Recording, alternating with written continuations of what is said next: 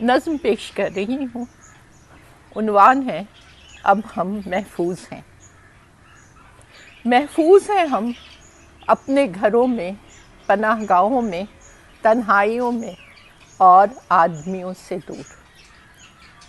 مصروف ہیں میرے گھر والے سب پیارے اپنے پسندیدہ مشاغل میں.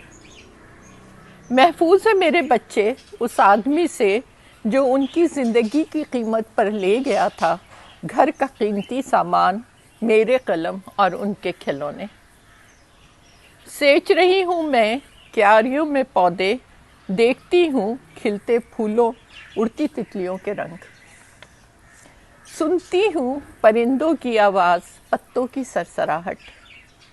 شور نہیں سر پر ان طیاروں کا، لاتے ہیں جو ہتھیار، جراثیم اور غربت کے اسباب. آج میں تنہا گھر سے نکلوں گی، آدھے چہرے کو ململ کے دوپٹے سے ڈھانپ کر، ہاتھوں پر دستانے چڑھا کر، جو اس دن بھی تھے جب ایک آدمی نے میرا موبائل فون چھینا تھا.